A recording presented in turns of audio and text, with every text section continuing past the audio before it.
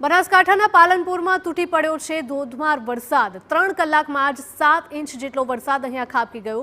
પાલનપુર શહેર સહિત ગ્રામ્ય વિસ્તારોમાં અનેક જગ્યાએ વરસાદી પાણી ભરાયા છે। પાલનપુરના નીચાણવાળા વિસ્તારોના ઘરોમાં પણ પાણી ઘૂસ્યા છે। પાલનપુર હાઈવે, બસ સ્ટેન્ડ વિસ્તાર, ગણેશપુરા, અંબાજી હાઈવે જળમગ્ન થયા છે।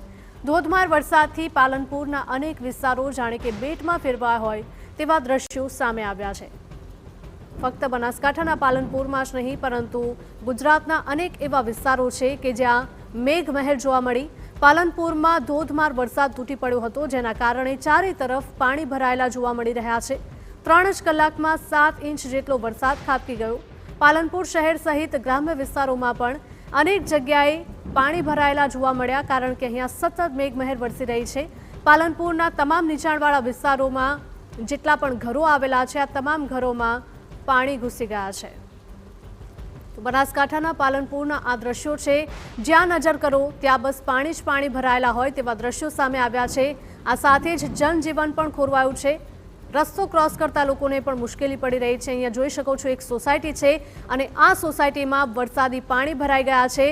લોકોને ઘરની બહાર નીકળવું પણ મુશ્કેલ બની ગયું છે, કારણ કે 3 જ કલાકમાં 7 ઇંચ જેટલો વરસાદ પડ્યો અને તેના કારણે જ્યાં નજર કરો ત્યાં બસ પાણી જ પાણી ભરાયેલા હોય તેવા દ્રશ્યો।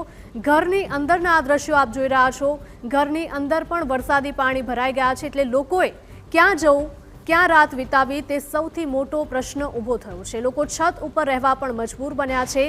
આ દ્રશ્યો સામે આવી રહ્યા છે બનાસકાંઠાના પાલનપુરમાંથી, કે જ્યાં સાંબેલાધાર વરસાદ વરસ્યો। 3 જ કલાકમાં 7 ઇંચ જેટલો વરસાદ ખાબકી ગયો, જેના કારણે અનેક સોસાયટીઓ જળમગ્ન થઈ છે। અનેક વાહનો પણ પાણીમાં ડૂબ્યા છે।